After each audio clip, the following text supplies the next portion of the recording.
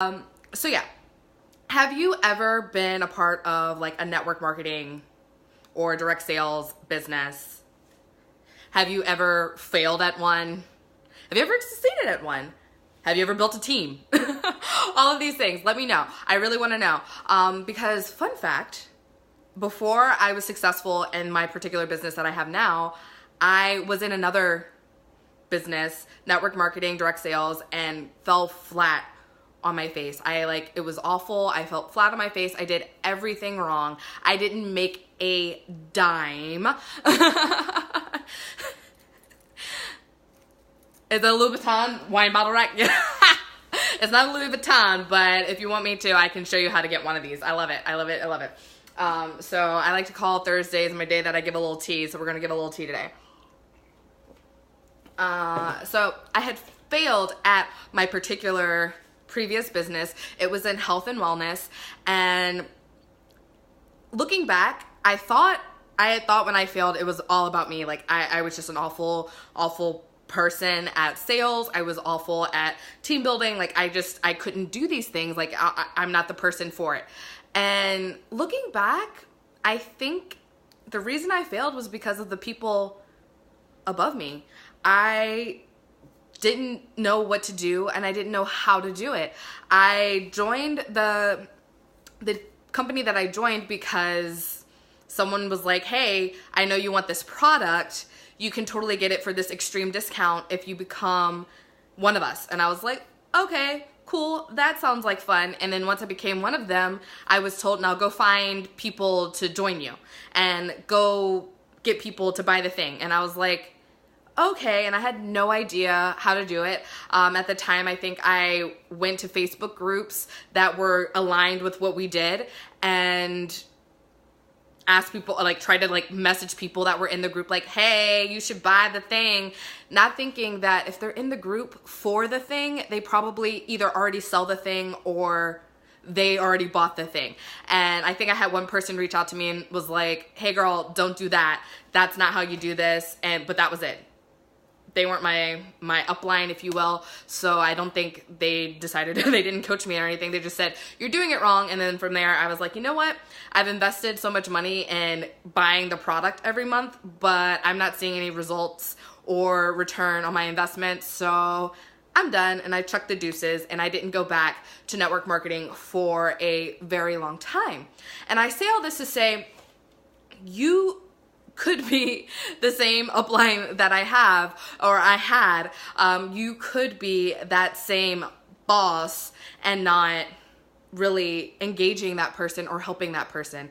So when you think about leading someone or being that person's support system, you've got to be a resource. One, you got to lead by example. Two, and what did I say? Resource, lead by example, and you gotta show them the way. You gotta show them how to do the thing. Yeah, you can't make a person motivated to do the thing, but you can inspire them to do the thing and do it right. So one, we're thinking about inspiring. Let's take it from inspiring. Are you walking the walk? Are you doing what you're telling the people around you to do themselves? Are you? Whatever that may be. What up, Allison? Thank you for tuning in. So are you walking the walk?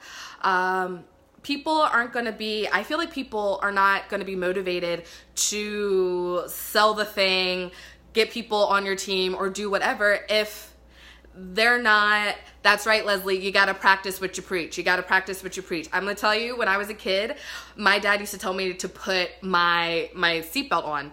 And knowing now, yes, wear your seatbelt, please. He would tell me to put my seatbelt on, but he would never put his on. And I'm like, and his excuse was, I got the steering wheel. The steering wheel is going to hold me in the car. I don't know if that, we're just gonna leave it at that. But I used to be like, well, I want to be like my dad, so I'm gonna rebel and I'm not gonna wear my seatbelt either. So you gotta lead, you gotta walk the walk, you gotta practice what you preach. So in practicing what you preach, are you being duplicatable? Are you doing something that is like way in left field for someone who, like, we have different brains, we have different personalities. So someone who might be, yeah, someone who might be like super extroverted, super like all in people's faces and like talks to everybody and walks into a room and just lights up a room may not have the same, or they don't have the same personality as like the person that's just like, I'm gonna stand in the corner and I want to see how things unfold. How can they both be successful in doing the same thing if they're completely different people? Well, you can, but you got to find a method that is going to be good for everyone, regardless of how they are. People always tell me that I'm like, you're so confident, you're so like extra, whatever. I am extra. But honestly, I am like an extroverted introvert or an introverted extrovert. I don't know what the proper term is for it. So if someone told me in that previous business that to just go out and find people to join me, they didn't tell me how, and I could hide behind Facebook, which was fine, but like to go out in like the real world and talk to somebody and say, hey, do my thing, was like, absolutely not. You gotta like, yeah, a lot of theater people are. We can be on stage, you can hand us a mic and tell us what to say, and that's totally fine. But like, as soon as it's like an intimate conversation, you might not be comfortable unless you know or are familiar with everyone in the room. And that was my experience. Like I was doing all of the things wrong because no one showed me the way. And I didn't feel comfortable like talking to people out in the world. I like probably bombarded all of my friends and my friends with hoping one person would like do my thing, do the thing. And that didn't happen either. So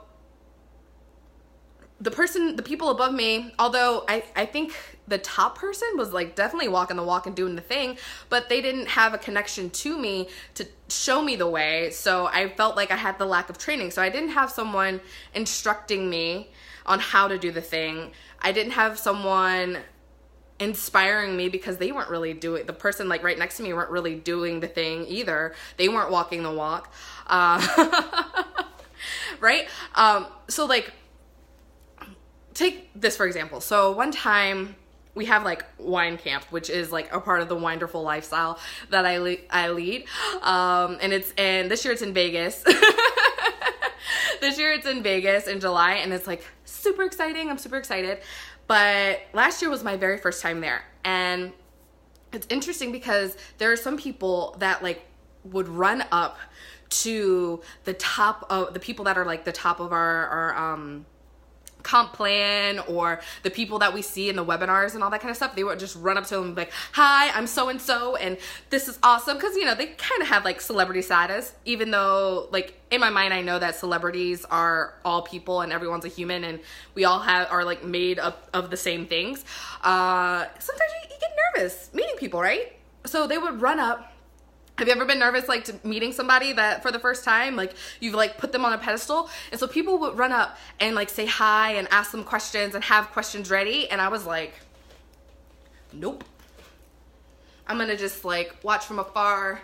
Hey, how you doing? If someone walked up to me and introduced themselves, totally down for it. But I'm like, And then I had this one lady, and it was amazing. Like, we've talked before, we've hung out a couple of times, like we've been to the same meetings. She's not at all like affiliated with my team, but she knew who I was, and she'd been to a couple of conventions before, and she was like, wait, this is your first one, right? And I was like, yeah. And she was like, so, and she knew. What surprised me was how much she knew about me. I put stuff out in the Facebook world. So like, she knew about me and she cared. She genuinely cared about what was going on in my life, and she chatted me up a little bit. And then, do you know, she like grabbed me by the hand and took me around and introduced me to anyone that I told her I wanted to meet. And then she introduced me to anyone that had done what I wanted to do, because I was like, yeah, I left my full-time job, but I really need to like skyrocket up in the comp plan, up in the business, like that. And so she was like, all right, well, I know this person, this person, and this person, and this person have done that, so let me connect you real quick. And she took me to those people. So regardless of the fact that she hadn't necessarily done what I was trying to do, she knew who to connect me with to do that. So regardless of wherever you are and whatever business you're doing, whatever team you're building, you can walk the walk, yes, but like, if you're not seeing the result you want, you can connect that person with someone that you know has walked the walk. That's what I'm just saying, where that whole story kind of leads into. And I thought it was so beautiful how much she cared. She knew something about each of these people. And the thing that floored me. So my previous business was in health and wellness. And I love fitness. I love working out. I love all that stuff. And do you know she's like a part of, I have a Facebook group where I talk about it and like wine and working out and all that kind of stuff. And I post my sweaty selfies. And although I don't get like a whole lot of engagement or people talking in the group, she knew that I was in it. She's like actually a part of the group. And she told me how I inspired her through my sweaty selfies. And I was like,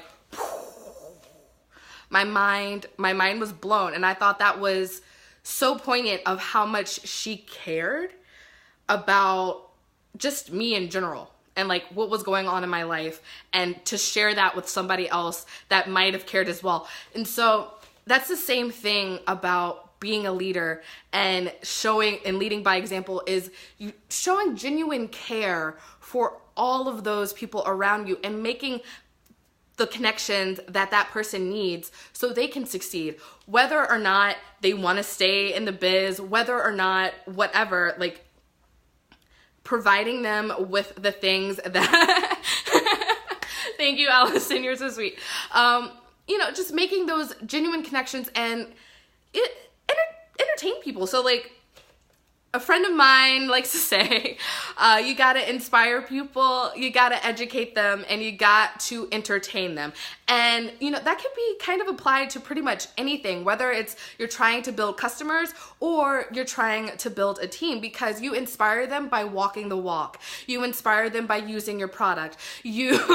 Thank you guys. You guys are showing me love. You're gonna make me cry. You're inspiring them. You're educating them by telling them how to best use your product or how to best succeed in the business or whatever it is that they're looking to succeed in, and connecting them with the people that will help them get there. So you're inspiring, you're educating, and then you're entertaining, like by just being a good friend and talking to these people, figuring out what's going on in their life, what's going on with their family, what's going on at their day job if they have one, what's going on, what do they like to do for fun, just thank you, Allison. You're so sweet. Oh, poor baby. So you're gonna inspire, educate, and you're going to entertain, and you're gonna rock it, okay? It's Thursday. I know people have awesome things going on this weekend. Jay and I have our 5-year anniversary. He's put up with me for 5 years. It's crazy. Ooh. And yeah, so what do you think? Do you think you can inspire? Do you think you can educate? Do you think you can entertain people? I think one big thing about successful teams, whether it is network marketing or just like an everyday corporate team, is like entertainment. People kind of like let that fall by the wayside. But like let's take my boyfriend's company for example. They do regular, semi-regular.